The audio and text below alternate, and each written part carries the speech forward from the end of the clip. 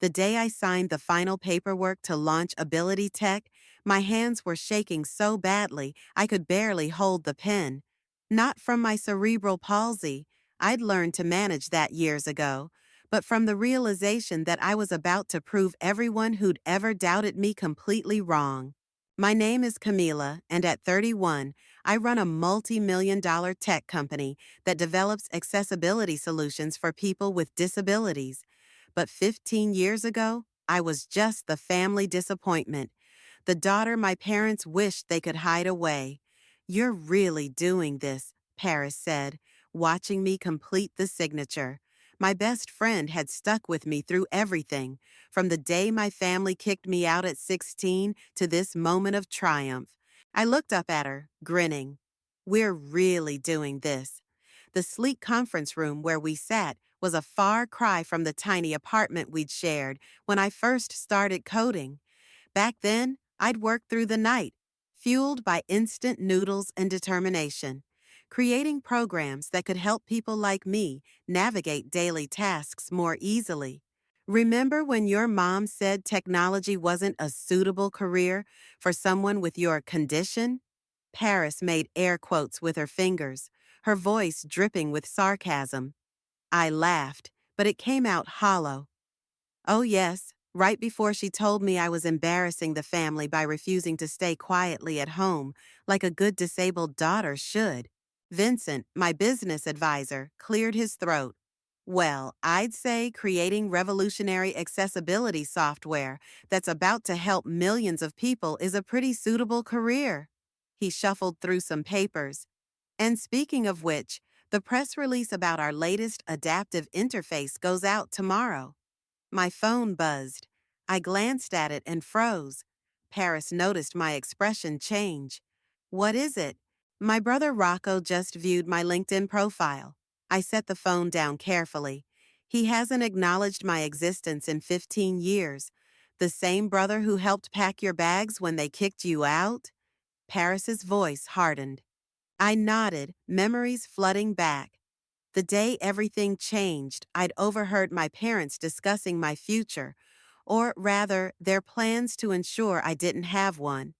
They'd decided to send me to a special facility where I wouldn't burden the family anymore. My sister Rachel had stood silently by while Rocco helped them, all of them acting like I wasn't even there.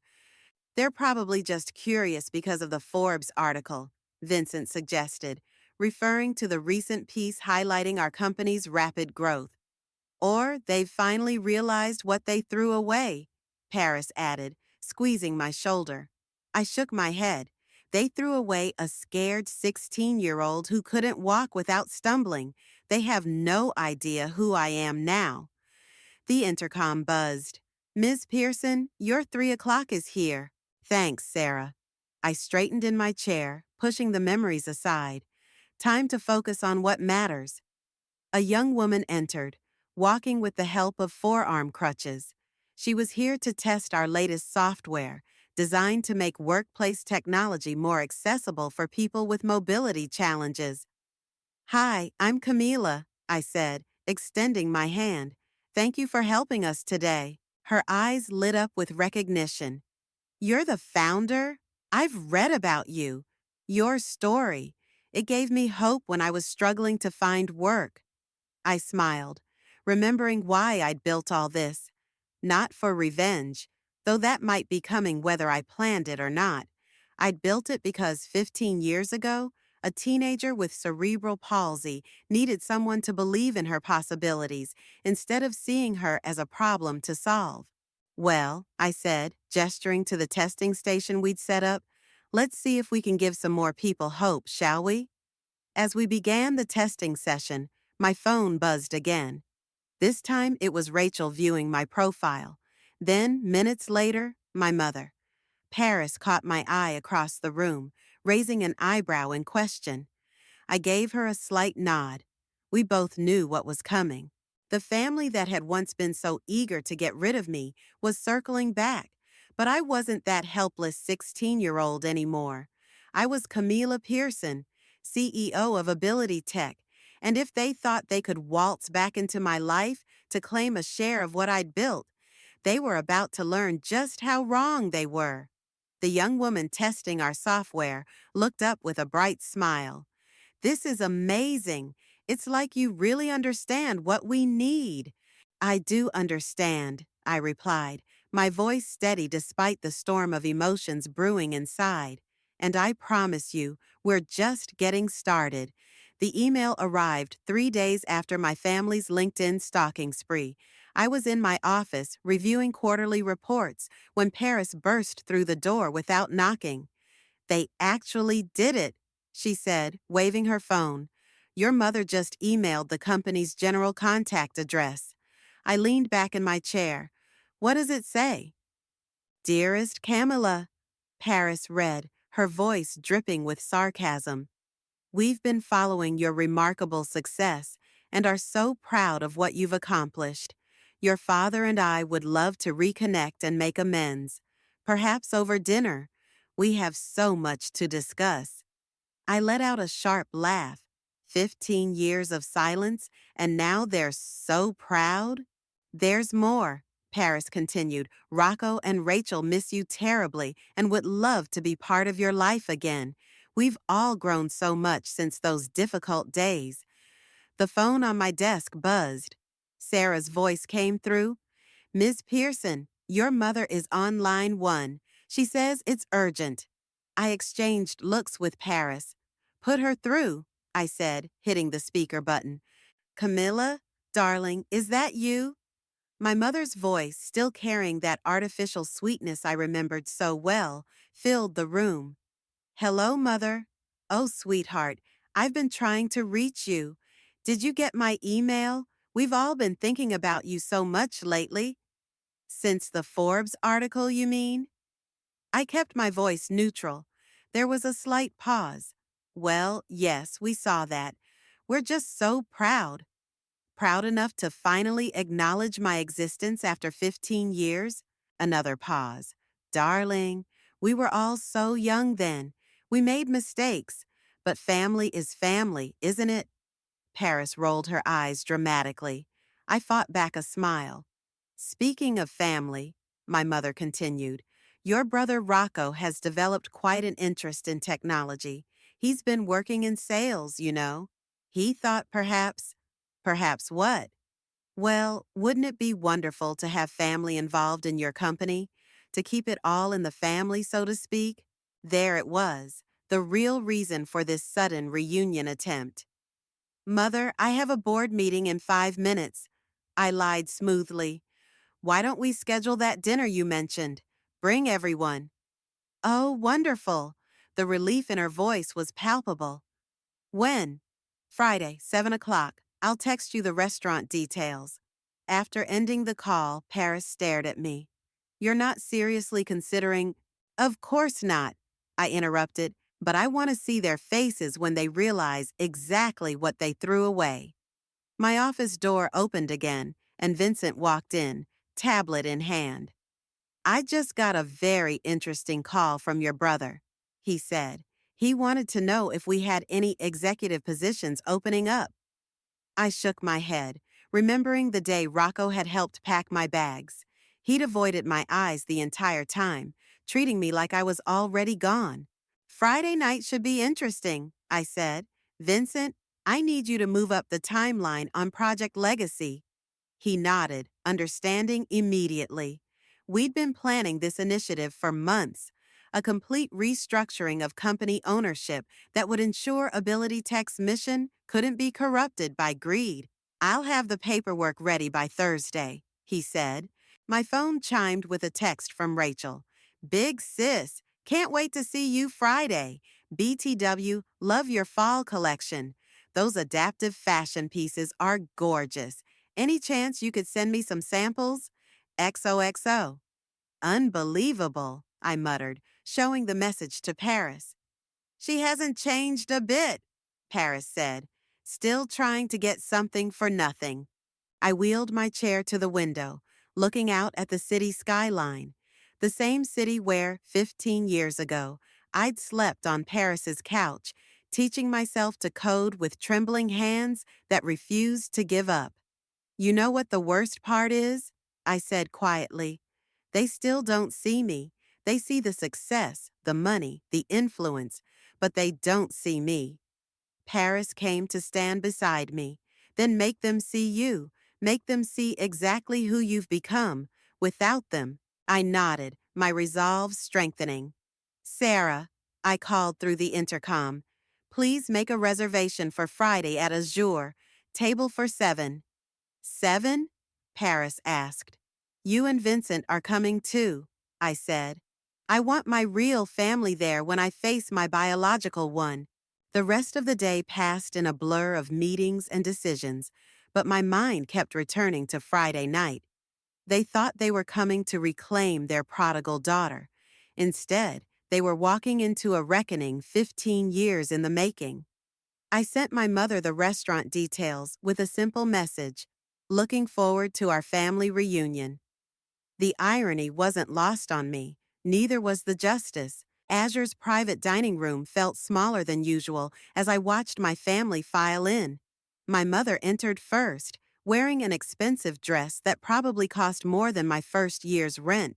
My father followed, his hair grayer, but his posture still rigid with authority. Rocco and Rachel brought up the rear, both dressed like they were heading to a board meeting rather than a family dinner. Camila, darling. My mother moved to embrace me, but I stayed seated, extending my hand instead. Her smile flickered but didn't fade as she shook it.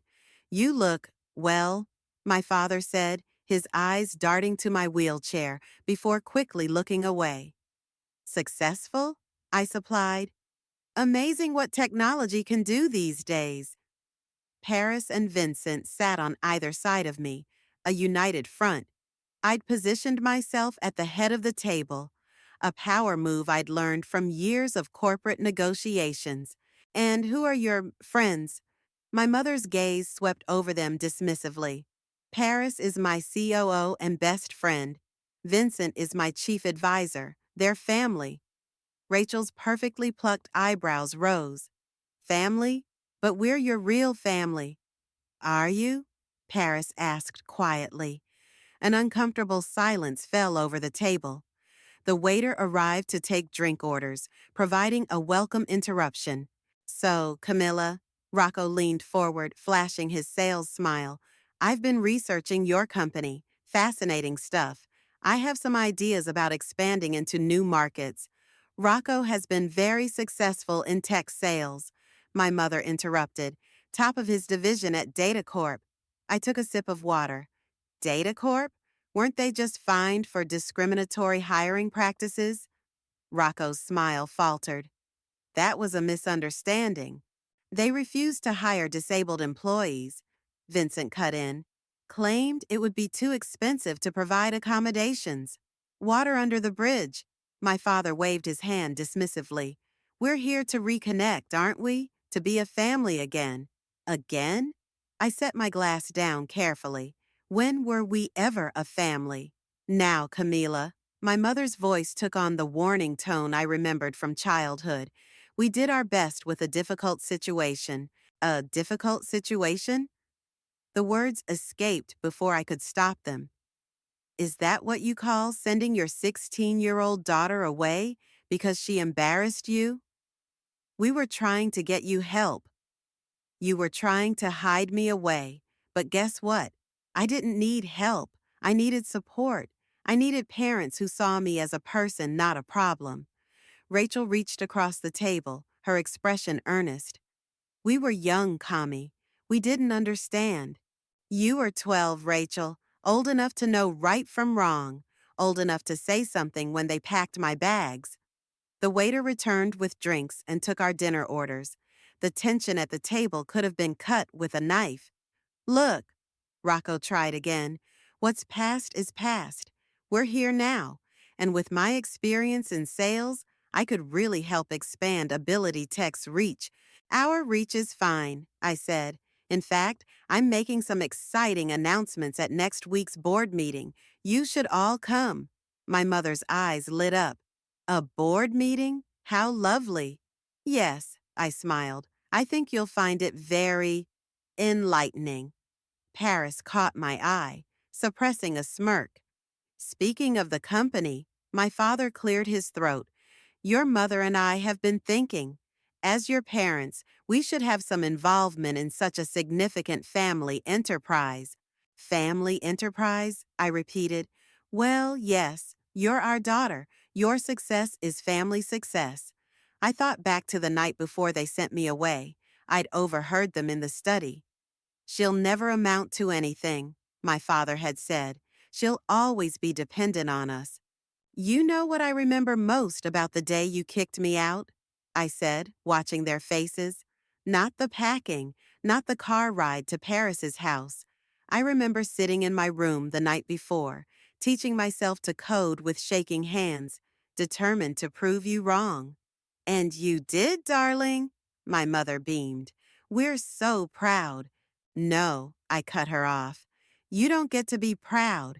You don't get to claim my success. You don't get to walk back into my life and demand a share of what I built despite you, not because of you. The entrees arrived, steam rising from perfectly plated dishes that no one touched.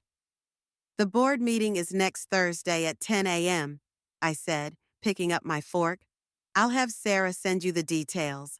My family exchanged glances, probably wondering if they'd pushed too hard too fast. They had no idea what was coming. Now, I smiled, shall we enjoy this lovely dinner? I'm told the chef here makes an excellent revenue projection. Paris choked on her wine, and even Vincent had to hide a smile behind his napkin. The game was on, and only 3 of us at the table knew the rules. They're plotting something, Paris said, pacing my office the next morning. Your brother's been calling our HR department 3 times a day, trying to set up meetings. I was reviewing the final documents for Project Legacy when my phone buzzed. Another text from Rachel. Kami, lunch today? I'd love to see where the magic happens. They're not even trying to be subtle anymore, I muttered. Rachel wants a tour of the office. Vincent looked up from his laptop. Your father called our legal team this morning, asked about shareholder rights and family business laws. Of course he did. I wheeled over to the window. He always did think he could bulldoze his way through anything. The intercom crackled. Ms. Pearson, your brother Rocco is here. He says it's urgent. I exchanged glances with Paris and Vincent. Send him up. Rocco burst in moments later, all designer suit and practiced charm. Sis, hope I'm not interrupting anything important. Just running my multi-million-dollar company, I replied dryly. What can I do for you, Rocco? He pulled up a chair, ignoring Paris and Vincent. Look, I've been thinking about what you said at dinner, about the past, and you're right, we messed up, big time. Did you practice that in the mirror this morning? His smile flickered. I'm trying to apologize here. No, you're trying to get your foot in the door before the board meeting. I folded my hands in my lap. How much did Mom and Dad promise you if you could convince me to play nice? Rocco's facade cracked slightly. They're just trying to make things right. By claiming a piece of my company? It's not like that? Then what's it like? Paris interrupted, because from where I'm standing, it looks exactly like that. Rocco shot her an irritated glance. This is family business. Funny, I said. You didn't consider me family when you helped pack my bags 15 years ago. We were kids. Dad said it was for your own good. And now Dad says it's for the family's good to get a piece of ability tech. Some things never change, do they? Rocco leaned forward, dropping his voice. Look, they're going to come after you one way or another. Dad's already talking to lawyers. Why not make it easier on everyone? Is that a threat? It's a reality check. You know how Dad gets when he wants something. I laughed, the sound sharp and cold. Oh, I remember. But here's your reality check, brother dear. I'm not that helpless teenager anymore. And Dad, he's about to learn what it feels like to be powerless. Don't be dramatic. Sarah, I called through the intercom. Please escort my brother out. He was just leaving. Camila, don't be stupid about this. Rocco stood, his charm completely gone now. This could get ugly. It got ugly 15 years ago, I replied. This is just karma. After he left, Paris let out a low whistle. Well, that was subtle as a brick through a window. Vincent, I turned to my advisor. How close are we? He tapped his tablet. Everything's in place. The board's already approved the preliminary measures. We just need your final signature on Thursday morning before the meeting. My phone buzzed again, my mother this time. Darling, your father's quite upset about some legal nonsense. Why don't you come to dinner tonight? Just us girls? We can sort this all out. They're getting desperate, Paris noted, reading over my shoulder. Good. I pulled up the project legacy documents on my screen. Because once this is done, they'll have absolutely no legal recourse. Vincent nodded. The transfer of controlling shares to the Disability Trust will be ironclad. They can hire every lawyer in the city. They won't be able to touch it. What about Rachel's tour request? Paris asked. I smiled. Tell her she's welcome to visit tomorrow. Show her everything. Let her report back to them about how valuable this company really is. You're enjoying this, aren't you? Paris grinned. 15 years ago, they threw away a daughter because they couldn't see past her disability. I gestured to the office around us. Now they want to claim the empire that same disability inspired me to build. So yes, I'm enjoying watching them scramble. My phone buzzed one more time. Rachel again. Mom's really upset. Whatever you're planning, please think about the family. I typed back a single response. I am thinking about family, just not the one you're thinking of. Looking up at Paris and Vincent, I felt a surge of gratitude. Thursday can't come fast enough. Want to place bets on who breaks first? Paris asked. My money's on Rachel storming out in tears. Nah, Vincent countered. Your father's going to explode when he realizes what's happening. I smiled, watching the sun set over the city skyline. Why not both? Rachel's heels clicked across the polished floors of Ability Tech's main office, her eyes wide as she took in the sleek design and bustling atmosphere. Paris led the tour, her professional smile never wavering. And this is our adaptive technology testing lab. Paris gestured to a large space filled with various devices and prototypes. It's nice, Rachel said, clearly searching for something more impressive. But where's the real money made? Paris raised an eyebrow. The real money comes from changing lives, Rachel. Something your sister understood from day one. I watched the exchange through the lab's glass walls from my office, where Vincent and I were finalizing tomorrow's documents. Your sister's certainly thorough, Vincent observed, noting Rachel's frequent phone photos of everything she saw. She's reporting back to headquarters, I replied, signing another paper. Dad probably has her checking for weaknesses. My phone lit up with a message from my mother. Rachel says the office is lovely, darling, but surely you don't need quite so much space. Perhaps we could discuss some cost-cutting measures at tomorrow's meeting. They really think they're gonna walk in and take over, I said, showing Vincent the message. They're in for quite a surprise. He handed me the final document. With this, Ability Tech becomes a protected entity. The majority shares will be held in trust for the benefit of the disability community. Your family won't be able to touch it. I signed my name with a flourish, just as Rachel and Paris entered my office. Kami, this is all so interesting, Rachel said, perching on the edge of a chair. But I've been thinking, wouldn't it make more sense to branch out? Maybe create some products for, regular people too? Regular people? I repeated slowly. Rachel flushed. You know what I mean. To maximize profits. That's not what we do here, I said firmly. This company exists to serve the disability community, period. But think how much more money. Money isn't everything, Rachel. Something our family never understood. She leaned forward, dropping her voice. Look, Mom and Dad are really serious about this. Dad's been up all night with his lawyers. They're talking about challenging your competency to run the company. The room went deadly quiet. Paris took a step forward, but I held up my hand. My competency? I smiled. They want to claim I'm not competent to run the company I built from nothing? They're just worried about you, Rachel insisted. Working so hard, all alone. I'm not alone. I have my real family right here. I gestured to Paris and Vincent, the people who believed in me when our parents were trying to hide me away. That's not fair. No, what's not fair is showing up 15 years later, expecting to cash in on my success after contributing nothing but pain to my life. Rachel stood up, her facade cracking. We're your family. You owe us.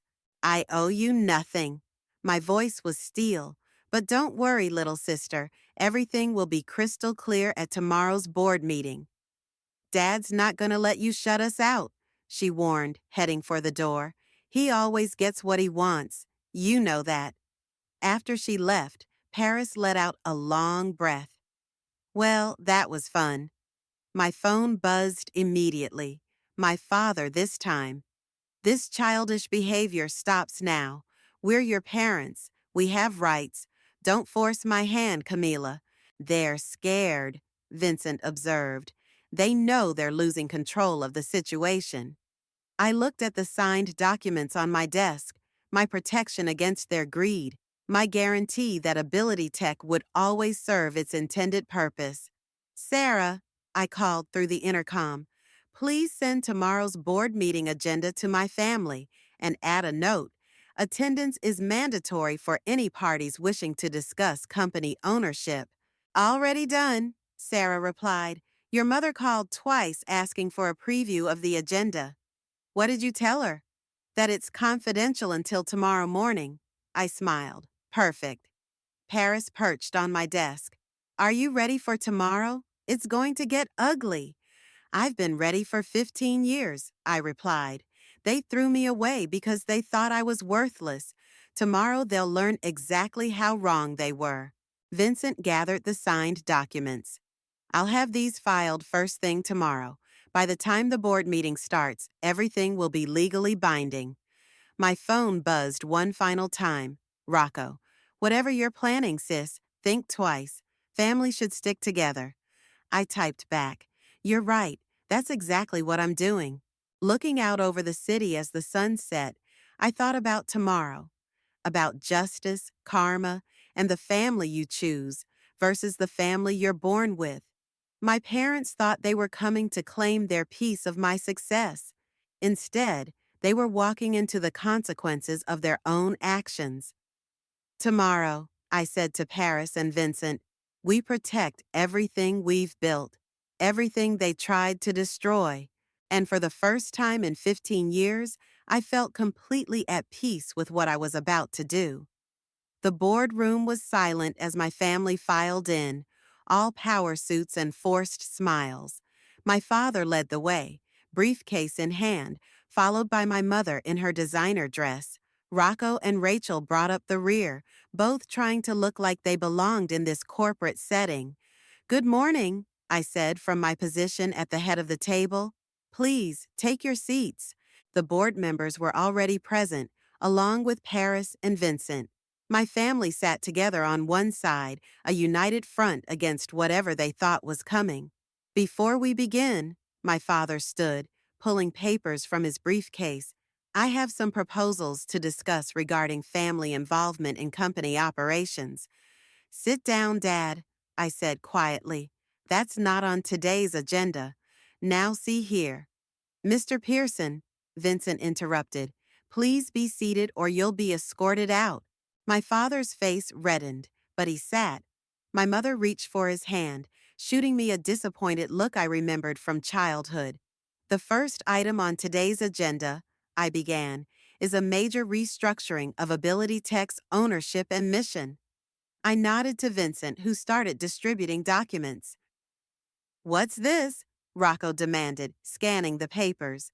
As of 9 o'clock this morning, I continued, 60% of Ability Tech's shares have been transferred to the newly established Disability Empowerment Trust. This trust will ensure our company's resources and innovations remain dedicated to serving the disability community. You can't do that. My father slammed his hand on the table. We're your family. We have rights. Actually, she can and did, Vincent said calmly. The paperwork is already filed and legally binding. My mother's perfectly composed facade cracked. Camila, darling, surely we can discuss this. The remaining 40%, I spoke over her, will be split between our employee stock ownership program and our community outreach initiative. Rachel burst into tears. But what about us? We're your family. Family? I wheeled my chair back slightly, addressing the entire room. Let me tell you about family. 15 years ago, these people threw away their disabled daughter because she was an embarrassment. They packed my bags, dropped me off at a friend's house, and never looked back. We were trying to help you. My mother protested weakly. No, you were trying to hide me. But here's the ironic part. In trying to get rid of me, you gave me exactly what I needed. Freedom to become who I am, without your constant judgment and shame. Rocco stood up, his sales charm replaced by fury. You vindictive little... Security, Paris called through the intercom. Please be ready. He sat back down, seething. The company's mission, I continued, will remain unchanged, developing technology to empower people with disabilities, not to make you rich, not to boost your social status, but to help people like me, people you thought were worthless. My father's face had turned purple. I'll fight this. I have lawyers. Who will tell you the same thing? Vincent interjected. This restructuring is ironclad. Ability Tech cannot be used for personal profit or family enrichment. It's now legally bound to serve its intended community. You planned this, my mother accused, her voice shaking. You led us on, like you led on a 16-year-old girl, telling her you were protecting her while planning to throw her away? The board members watched in silence, some nodding in approval. They'd all voted unanimously for this restructuring, understanding the importance of protecting our mission. Rachel stood up, mascara running. I can't believe you do this to your own family. I'm not doing anything to you, I replied calmly. I'm protecting my real family, the community that supported me, believed in me, and helped me build this company. The family I chose. This meeting is over, my father announced, standing up. Come on, we're leaving. Our lawyers will be in touch. They can contact Vincent, I said. But I should warn you, trying to fight this will only result in public exposure of why you're doing it. Are you ready for everyone to know how you treated your disabled daughter? My mother froze halfway to the door. I saw the calculation in her eyes, the potential society scandal weighing against her greed. Dominic, she touched my father's arm. Perhaps we should... He shrugged her off, pointing at me. This isn't over. Actually, it is, I said. It was over 15 years ago. You just didn't know it yet. They filed out, Rachel still crying, Rocco glaring, my parents rigid with fury. As the door closed behind them, Paris reached over and squeezed my hand. Ladies and gentlemen, I addressed the remaining board members. Shall we continue with our actual business? The room filled with murmurs of approval, and I felt a weight lift from my shoulders. 15 years of pain, transformed into purpose. They had tried to break me, but instead, they had made me unbreakable. And now, finally, justice was served. They were waiting in my office when the board meeting ended. My father stood at the window, mother perched on the edge of a chair, Rocco pacing, and Rachel dabbing at her eyes with a tissue. Security let you up? I asked, wheeling into the room with Paris and Vincent flanking me. We're not leaving until this is resolved, my father said, turning from the window. It is resolved. You saw the paperwork. Damn the paperwork. He slammed his hand on my desk. We are your family. Family? I moved closer, looking him in the eye. Let me remind you what family means to you. 15 years ago, you said, and I quote, she'll never amount to anything. She'll always be dependent on us. Remember that night, Dad? I heard every word through the study door. His face paled slightly. You weren't meant to? Hear that? Hear you planning to send me away? Hear you telling Mom it was for the best, that I was embarrassing the family name? We were trying to protect you, my mother interjected. Protect me? I laughed. You want to know what real protection looks like? It looks like Paris letting me sleep on her couch when I had nowhere else to go. It looks like her parents helping me apply for college scholarships. It looks like Vincent believing in my business plan when every bank turned me down. Rocco stepped forward. Come on, sis. We can work something out. There must be some way. To get your hands on my company? There isn't. This is spite, my father spat. Pure spite? No. I wheeled around my desk, facing them all. This is justice. This is protecting everything I built from the people who thought I was worthless. This is making sure Ability Tech stays true to its mission of helping people like me, people you'd rather hide away. Rachel sniffled loudly. But we're sorry. We've changed. Have you? I looked at her tear-stained face. Because all I've heard since you came back is how much money you could make from my company. Not one of you has asked about the people we help. Not one of you has shown any interest in our actual mission. Business is business, my father started. Exactly, and this business will never be yours. My mother stood up, smoothing her dress. Camila, be reasonable. We're not getting any younger. Your father and I need security in our retirement. Security? I cut her off. Like the security you gave me at 16? Or did you forget dropping me off at Paris's house with 2 suitcases and never looking back? That's not fair. No, what's not fair is showing up 15 years later, thinking you can cash in on my success after contributing nothing but trauma to my life. Rocco's face twisted with anger. You ungrateful little... Security, Paris called through the intercom before he could finish. 2 guards appeared at the door almost instantly. This is how you treat family? My father demanded. No, I replied calmly. This is how I treat people who try to take advantage of me. The difference is, this time I'm strong enough to stop you. We'll fight this, he threatened. We'll tell everyone how you turned against your own family. Go ahead. I smiled. Tell them. Tell them how you threw away your disabled daughter because she embarrassed you. Tell them how you never contacted her for 15 years. Tell them how you only showed up when you saw dollar signs. I'm sure the disability community would love to hear that story. My mother grabbed my father's arm. Dominic, please, think of the scandal. You always did care more about appearances than actual people, I noted. Some things never change. Ms. Pearson, one of the security guards, stepped forward. Would you like us to escort them out? I looked at my family, really looked at them. My father's impotent rage, my mother's calculating fear, Rocco's thwarted ambition, Rachel's manipulative tears. They were exactly the same as 15 years ago, just older and greedier. Yes, I said, and please make sure they're added to the no entry list. This isn't over, my father growled as the guards moved forward. Actually, it is. It's been over for 15 years. You just didn't realize you were the ones who lost. They were escorted out, my mother's protests and Rachel's sobs echoing down the hallway.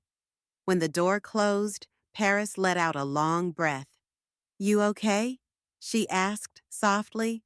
I looked around my office, at the empire I'd built, at the friends who'd become family, at the mission that had given my life purpose. You know what? I smiled.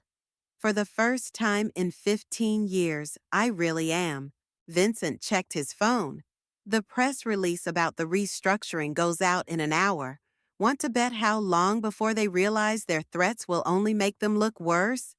They already have, Paris said, looking at her tablet. Social media's blowing up about the Disability Trust announcement. People are calling it revolutionary. I wheeled back to my desk, ready to get back to work. Then let's give them something worth talking about. The autumn breeze carried the sound of excited chatter as I wheeled onto the stage, facing the crowd gathered for Ability Tech's annual community showcase. Hundreds of faces looked back at me, users of our technology, employees, partners, and supporters. Welcome, everyone, I began, my voice steady. Today isn't just about showing off new technology. It's about celebrating what happens when we refuse to let others define our limitations. In the front row, Paris gave me an encouraging nod. Vincent stood at the side of the stage, tablet in hand, smiling. Many of you know my story, I continued, but what you might not know is that yesterday, something remarkable happened. Our Disability Empowerment Trust officially funded its 100th startup, founded by disabled entrepreneurs. Applause erupted. I caught sight of Maria, one of our first grant recipients, beaming from her wheelchair. Her adaptive clothing company was now partnering with major retailers. But that's not all we're announcing today, I said once the applause died down. Ability Tech is launching a nationwide mentorship program, connecting disabled youth with successful professionals who understand their challenges firsthand. More applause. In the middle of the crowd, I spotted a teenage girl with cerebral palsy, her eyes wide with hope. She reminded me of myself at 16, desperate for someone to believe in her potential. Someone once told me I'd never amount to anything, I said, my voice carrying across the hushed audience, that I'd always be dependent on others. They saw my disability as a burden. I paused, remembering my father's words from so long ago. But they were wrong. My disability wasn't a burden, it was a perspective. It showed me problems that needed solving, innovations waiting to happen. It connected me to this incredible community. Paris wiped a tear from her eye, trying to be subtle about it. Last month, a reporter asked me if I regret cutting ties with my biological family after they tried to claim a piece of this company. I smiled. I told her I didn't cut ties with my family at all. I'm looking at my family right now. The crowd erupted again. Vincent stepped forward, handing me a small remote. And to my real family, I want to show you something we've been working on. The giant screen behind me lit up with images of our latest project, a revolutionary neural interface that would allow people with severe mobility impairments to control computers with their thoughts. This technology, I explained, will be available at cost to anyone who needs it, because that's what family does. We take care of each other. After the presentation, as people mingled and explored the showcase exhibits, a young woman approached me. She had crutches similar to the ones I used to use. Ms. Pearson, I just wanted to say, your story helped me stand up to my own parents. They wanted me to be realistic about my dreams of becoming a software developer. And now, she grinned. I just got accepted into the Trust Scholarship Program. I start college next semester. I squeezed her hand. Show them what realistic really means. Paris appeared at my side as the young woman left. Speaking of showing people things, have you seen the latest article about your family? She handed me her phone. The headline read, Disgraced Business Mogul's Discrimination Lawsuit Backfires, Highlighting Need for Disability Rights. Dad actually did it, I laughed. He actually tried to sue. And managed to generate even more support for the trust, Vincent added, joining us. Donations have tripled since the story broke. I looked around the showcase, at the innovations being demonstrated, at the connections being made, at the dreams being born. This was what I'd protected my company for. This was what really mattered. Ready for the reception? Paris asked. Almost. I wheeled over to where the teenage girl I'd noticed earlier was examining our neural interface display. Hi, I said. I'm Camila. What's your name? Sophie, she replied shyly. I want to be an engineer, but everyone says it's too hard with my CP. I smiled, remembering my own dreams and doubts. Want to know a secret, Sophie? The people who say too hard are usually the ones too afraid to try themselves. Her face lit up. Really? Really. And I think we might have an internship opening next summer, if you're interested. As Sophie excitedly talked about her ideas, I felt a deep sense of peace. My parents had tried to hide me away, seeing only limitations. Instead, they'd set me free to build something bigger than myself, a legacy of empowerment, a family bound not by blood, but by understanding and purpose. And that was worth more than all the revenge in the world.